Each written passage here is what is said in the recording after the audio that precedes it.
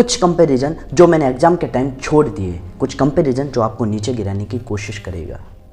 दुनिया के बहकावे में कभी भी नहीं आना है। पहली चीज़, कभी भी दुनिया के भरोसे नहीं रहता है, क्योंकि 99% लोग चाहते नहीं हैं कि आप सक्सेस हो जाए। 99% लोग चाहते नहीं हैं कि आपका सिलेक्शन हो जाए। 99% लोग चाहते ही नहीं हैं कि आप जीत जाओ।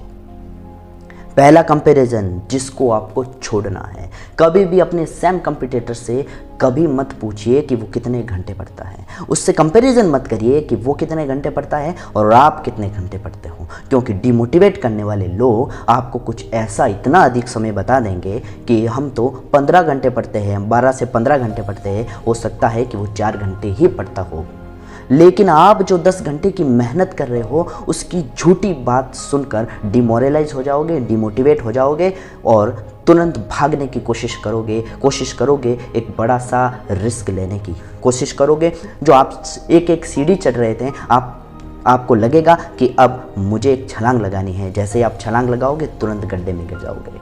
इसलिए जो आपकी गति है उस गति से चलिए। मी वर्सेस मी रखिए हमेशा। अगर आप 8 घंटे पढ़ते हैं हमेशा, तो अगले दिन 8 घंटे 5 मिनट पढ़िए, उसके अगले दिन 8 घंटे 10 मिनट रखिए। दुनिया से कंपैरिजन करने से कुछ नहीं होगा। कंपैरिजन करना है तो खुद से करना सीखिए। दूसरा कंपैरिजन जो दुनिया से हम करते हैं उसको कभी नहीं करना है। अपने सेम कंपटीटर से कभी मत पूछना कि उसका सिलेबस कितना हो गया है। हो सकता है वो आपको इतना गलत बता देगा कि हमने तो सिलेबस 5 से 6 बार रिवाइज कर लिया है। आप उसकी इस बात को सुनकर इतना ज़्यादा डिमोटिवेट हो जाओगे कि तुरंत भागने की कोशिश करोगे कि मेरा तो रिवीजन एक बार भी नहीं हुआ है। आपके जो 10 घंटे 8 घंटे की पढ़ाई में जो आउटपुट आ रहा था वो कम हो जाएगा। आप प्रेशर में आ जाओगे, आप पढ़ना छोड़ दोगे, आपका मन नहीं लगेगा।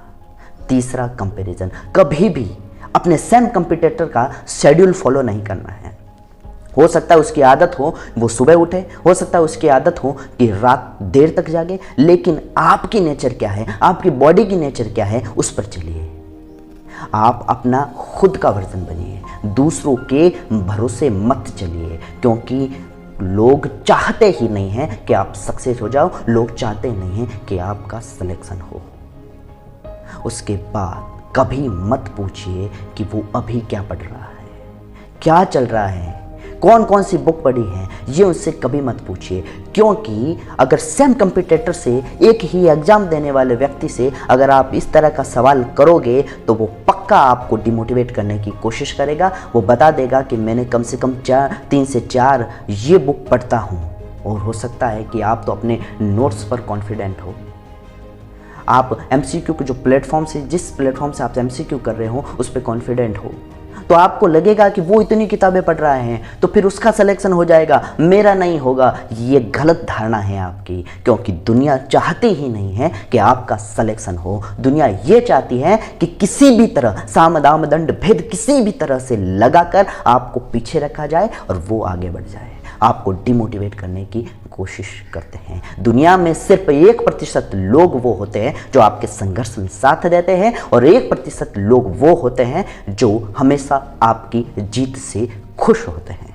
इसलिए दुनिया के भरोसे कभी मत चलिए, दुनिया के बहकावे में कभी मत आइए। जो अपना वर्जन है, अपनी गति है, उसी से चलिए। अपना नेचर कभी मत बदलिए। उसके बाद कभी भी मीडियम का, हिंदी मीडियम, इंग्लिश मीडियम, इस तरह का भी कंपैरिजन नहीं करना है। उसके बाद में कभी कंपैरिजन नहीं करना है कि उस व्यक्ति को ज़्यादा याद रहता है, मुझे कम याद रहता है। कुछ ऐसी टेक्निक भी है, कुछ ऐसे टिप्स भी हैं जिससे आप कम समय में ज़्यादा याद कर पाओगे और रिवीजन कम समय में ज़्यादा कर पाओगे। कुछ ऐसे भी टिप्स लेकर आऊँगा मैं आपके साथ, लेकिन तब तक याद रहे कि कभी भी दुनिया के बहकावे में आना ही नहीं है, कभी भी दुनिया के भरोसे चलना ही नहीं है। हम चलेंगे तो अपनी राह बनाकर चलेंगे, हम चलेंगे तो अपने खुद का रास्ता खुद बनाएंगे। किसी के भरोसे नहीं आए हैं, किसी के भरोसे नहीं जाएंगे। जो करना है खुद के दम पर करेंगे और दुनिया को बताएंगे कि हम अकेले ही काफ़ी हैं।